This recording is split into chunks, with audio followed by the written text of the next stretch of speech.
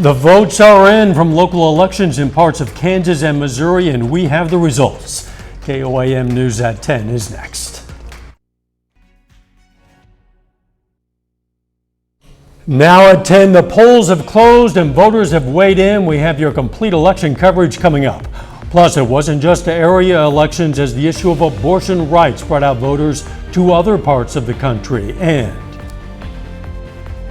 it's already Christmas time here in downtown Miami, and businesses are getting prepared. I'm Anthony Saviello. I'll have more coming up. The 4 states' most watched news starts now. Voters in parts of Missouri and Kansas decide local tax issues, school bonds, school boards, and city government races. This is KOAM News at 10. I'm Dow Quick. We're going to begin our coverage in Barton County, Missouri. A proposal there would impose a local use tax and reduce sales tax. Voters said yes to that idea. A proposed 0.5% sales tax on the ballot in Girard, Kansas would help fund the fire and police departments and go to other government purposes there. This is not yet a final vote, but it is passing at this point. Voters in Chanute, Kansas approved a 0.25% sales tax proposal. It's to benefit economic development and infrastructure. Thayer, Kansas voters also looked at a proposed 0.25% sales tax. At this point, it is failing. It goes to general revenue. Labette County, Kansas voters considered a 1% sales tax hike to relieve property taxes. That proposal passed by a very wide margin. A nearly $10 million bond proposal in Allen County, Kansas would fund improvements to the courthouse. And this one, it fails by a wide margin with a vote of 193 yes, 607 no. And some people voted on school bonds. In Anderson County, Kansas, a nearly $6 million proposal would pay for improvements and construction in the Crest USD 479 school district. It is still too close to call. This is not yet a final vote. And voters in Uniontown, Kansas had 2 bond issues on the ballot for USD 235. One proposal would provide up to $5.6 million for renovations, additions, furnishings, and other improvements to various facilities. At this point, that one is failing. The other Uniontown issue was a nearly $3.5 million plan for an ag science classroom, metal shop, and construction science shop at the junior-senior high school. This one is also failing at this point, not yet a final vote. We're going to have more election results in a minute. You can also find them on our website and through the KOAM News app. It's available free of charge. Just search for KOAM News app. Voters went to the polls to decide key races all across the country, including an Ohio abortion rights measure that voters appear to have passed. That could serve as a barometer for what's ahead in the crucial 2024 vote. Michael George reports. Ohio is the Election Day battleground for abortion access. CBS News projects voters passed an amendment to the state constitution that would guarantee women the right to an abortion. The long contentious issue took on greater importance for all sides after the U.S. Supreme Court overturned Roe v. Wade in the summer of 2022. With some exceptions, under the amendment, the procedure would be allowed up until fetal viability. That's usually around the 23rd week, according to doctors. This bill is about returning healthcare authority and autonomy to a patient and their provider. As an abortion provider in Ohio, I provide safe, evidence-based care. The pro-life movement is more united than ever. We stand ready during this unthinkable time to advocate for women and the unborn, just as we have always done. The vote's outcome could be a sign of what's ahead in 2024.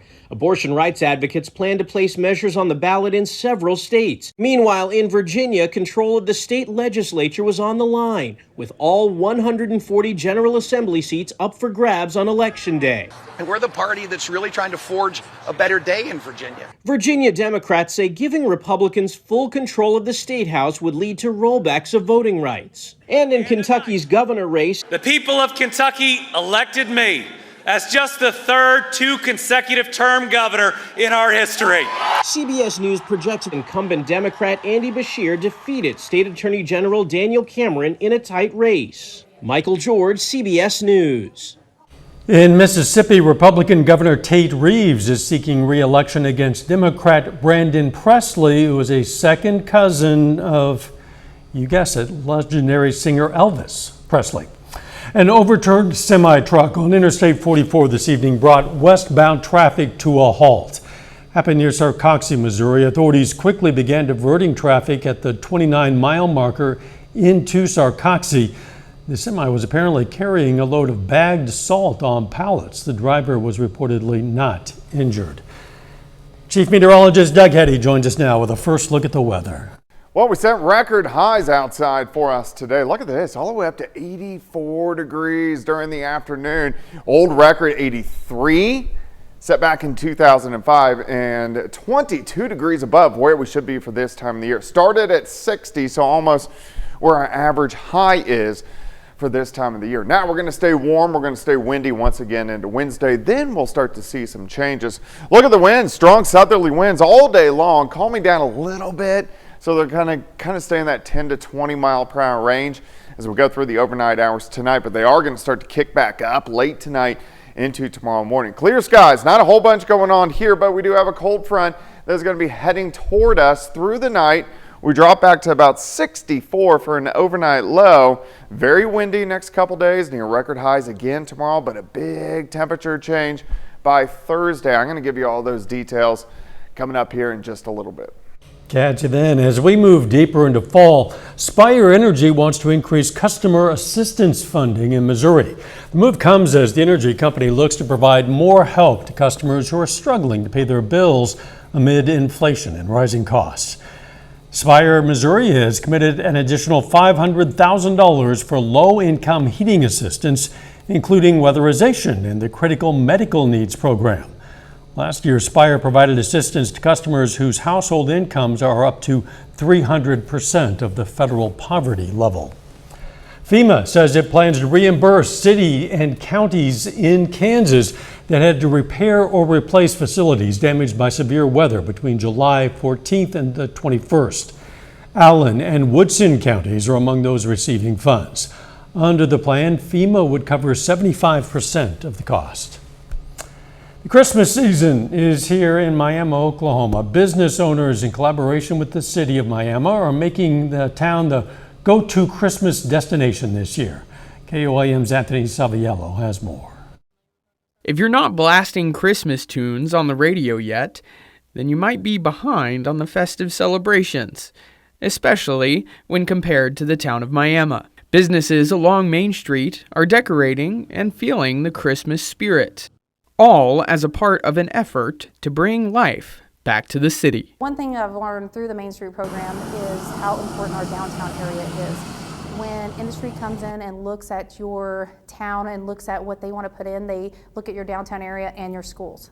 Keisha Lawson spearheads the project, and through her enthusiasm, many within the community are ready to bring Christmas back to Miami. When Keisha came to me with it and her enthusiasm for it, she really was motivating.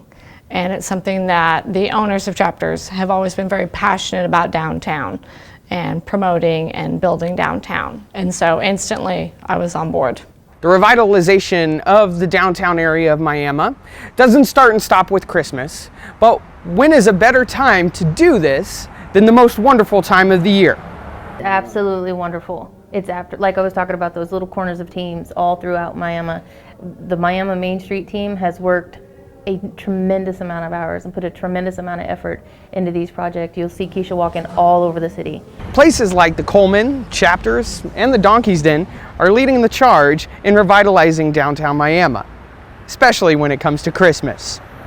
So we hope to revitalize our downtown where it's something that people come for a destination and they like, Miami has the coolest Christmas stop ever, and we want to go there and we want to shop and we want to see this. And of course our families, as they grow, they're bringing their kids here generation after generation.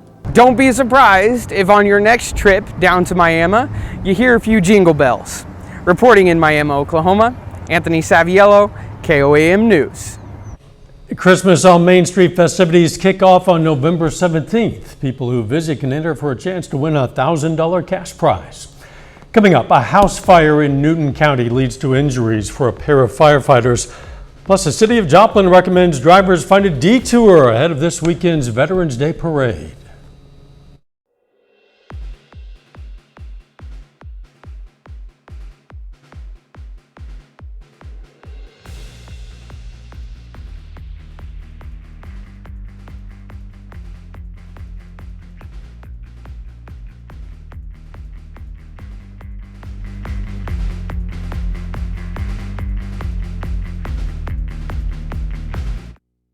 Hearing what our clients have to say about us is a great reminder of why we do what we do. It made me feel relieved that Aaron Sack diagnosed automotive issues correctly the first time. ProLoop Tire and Auto Center, locally owned and operated since 2001. We have some good news concerning two firefighters who were injured battling a blaze in Newton County. Now, that fire broke out yesterday at a house near Greenbrier and Fern Drive. Crews encountered smoke and extreme heat inside. Two firefighters did require medical attention, but they were treated at the scene, and neither has required next level of care. Authorities say the contents of the home were a complete loss. The city of Joplin is reminding residents that Main Street and Joplin Street will be closed Saturday morning. Part of those streets will be for the 36th annual Joplin Community Veterans Day Parade. The parade begins at 10 a.m. at 15th and Main. From there, it moves north to 3rd Street, turns west onto Joplin Avenue, then heads south to City Hall between 5th and 7th Streets. Those portions of the city will be closed off to motorists during the parade, but should be reopened by noon. The Kansas Department of Transportation wants to remind drivers US 166-400 east of Baxter Springs reopens this week. The existing US 166 K26 junction will be closed to traffic tomorrow in order to switch traffic on the US 166-400 realignment and expansion project in Cherokee County. Two-way traffic will be placed on the new eastbound lanes of US 166-400 between Baxter Springs and the Kansas-Missouri border. KDOT's in the process of expanding US 166-400 to 4 lanes and constructing 2 interchanges from US 400 southeast to the Kansas-Missouri state line. Doug's going to return with another look at the forecast, and a little bit later, the PSU men's basketball team gets ready to hit the court for the 2023 season tip-off. John's going to have a preview later in sports. Proudly serving the Southeast Kansas area for 26 years. Visit our website for more information. It's time to love coming home in Carthage, Missouri. Creekside is a brand new community near Carthage Intermediate Center, just 2 minutes from US Highway 71. Affordable luxury homes are now move-in ready. Head to our website to find out how you can save thousands on your new home at Creekside in Carthage.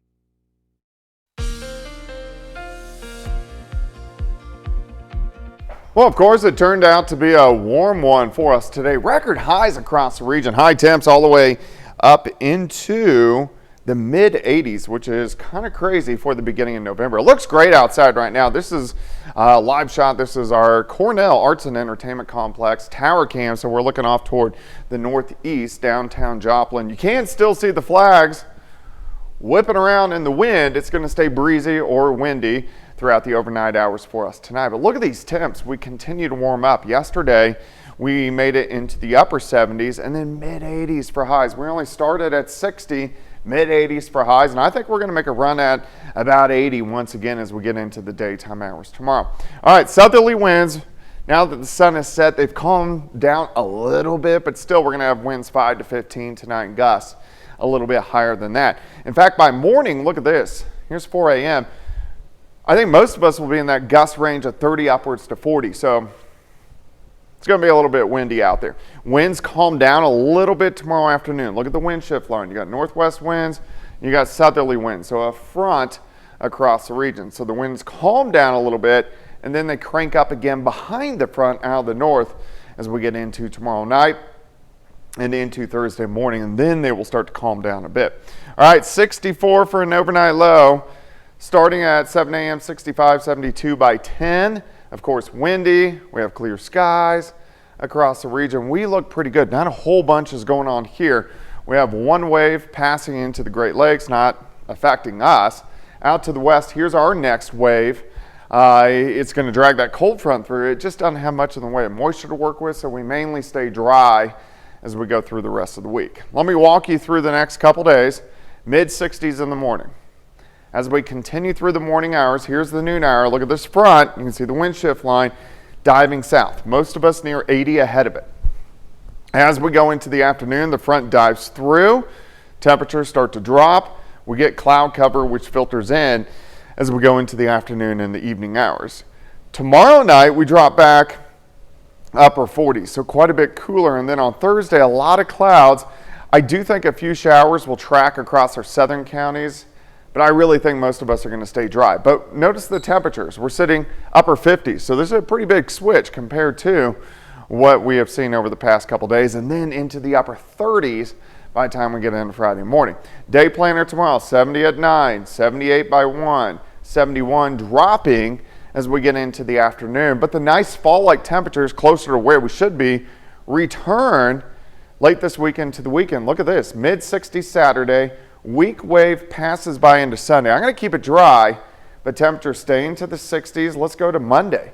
Highs into the 60s. We see this next Tuesday. So we get a really nice stretch of very nice fall-like weather as we go through about the next 7 to 10 days. 81 tomorrow, near record highs. Let's go 59, cooler on Thursday. 62 Friday, 66s as we head into the weekend. Should be dry, and we stay mainly into the 60s all the way through next week. Nice stretch, fall-like weather. Doug, thanks. Hey, a couple of Carl Junction seniors earn high school Heisman honors. Seniors Aiden Beechner and Josie Gilbert are the Carl Junction High School winners in the High School Heisman Scholarship Program. They're now eligible to continue in the state and national competition for scholarship funds. The Heisman High School Scholarship Program honors the nation's most accomplished, community-minded high school senior athletes. Our congratulations.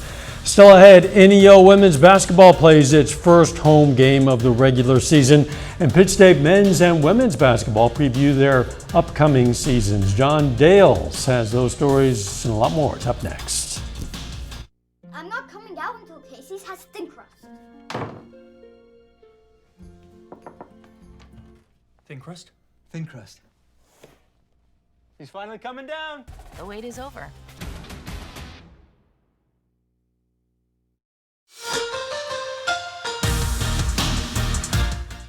College basketball season only a couple days from its beginning.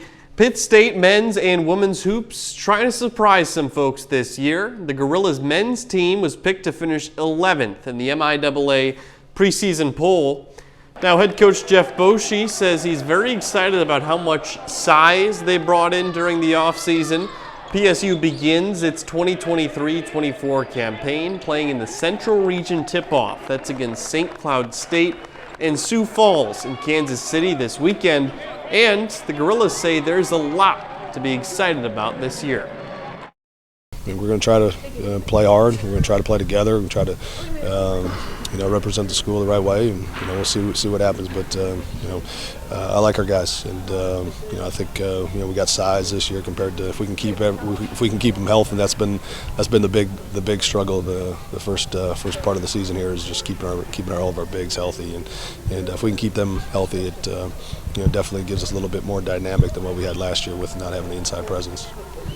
They should be excited about the energy that we're going to bring this year. Everyone on the court is going to have energy, good energy, not bad energy. Meanwhile, Pitt State women's hoops picked to finish third in the conference in the preseason MIAA coaches poll. Now after an off-season team trip to Spain, an exhibition against Kansas State, Amanda David likes the spot her group is in. It's a very competitive group, a very driven group, and so they want to compete at a high level. They hold themselves to a very high standard, I feel like, and I think we have an opportunity to go and play against some of the best, and we'll face off against these GAC teams, and they'll be ready to go. I mean, everybody's going to be giving us the #1 shot. Like I said, we're not sneaking up on anybody this year. We got a good group of freshmen. They're very nosy. They all like to work hard, but they're really good people off the floor as well, and I think Gorilla Nation is gonna like what they see from all of them. Meanwhile, Pitt State soccer announced yesterday it found its first head coach to lead the program That's Wes Brandstetter. PSU Athletic Director Jim Johnson says it should be a great fit. You have to look a little bit at, starting a program from scratch is a little bit different than stepping into an existing program, and he had some great ideas of how to do that. He has some great recruiting contacts in the Dallas area, Oklahoma City, Tulsa, Kansas City. He's already well established there in recruiting that he's done in his previous job, and so it just became fairly obvious fairly quickly that he checked a lot of boxes that we were looking for. Over to JUCO women's basketball. NEO gets its first win of the season tonight and does so comfortably. 91-52. They take down Oklahoma Wesleyan's JV group. NEO's next game Friday against Independence. Back to Pitt State men's and women's. A little bit of a different scenario for both of them. Pitt State men trying to fly under the radar. The women saying that's what we did last year. People are going to be ready for us this year. That's true, and with the men with some bigs, as they say, ready to go, maybe it'll be a completely surprising season. We'll see. We'll be right back. Family is the core of the Don Gold Agency in Joplin. Doesn't it make sense to have a family agency help protect your family?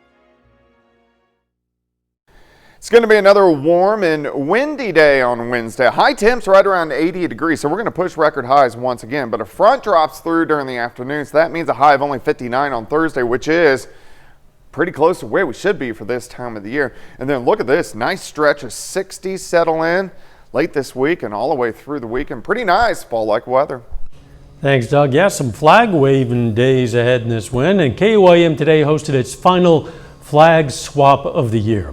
Residents of Parsons, Kansas were able to bring their old tattered American flags to Tolan Creek Park and get them exchanged for brand new ones. One of the sponsors of the event says it's a way to give back to the community. We absolutely had to sponsor this event, so the American Flag Swap is an important part to make sure that people can take their flags and dispose of them the proper way, and this is our way of giving back to the community, giving back to the veterans of the local Parsons area footprint. The old flags swapped out today will be properly retired by the Boy Scout Troops of America. That'll be on Veterans Day this coming Saturday. Final sports note. A very busy day for us in local sports tomorrow. We're going to hear more from Missouri Southern basketball as we look ahead to college basketball season, and big day for local high school athletes signing their letters of intent to go to college. We're going to be at Labette County, Pittsburgh, Webb City, and Carl Junction all tomorrow. Wow. Thanks for joining us. Don't forget, you can get updated weather results and election results anytime on our app and on our website. Morning show starts at 5 a.m. Let's make it a great tomorrow.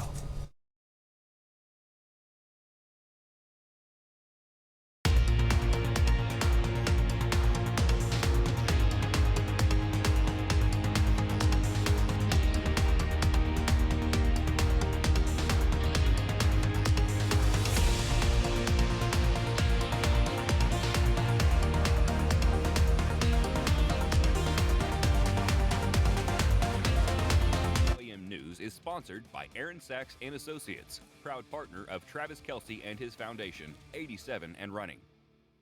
In the mood for fun, winning excitement? Then it's time to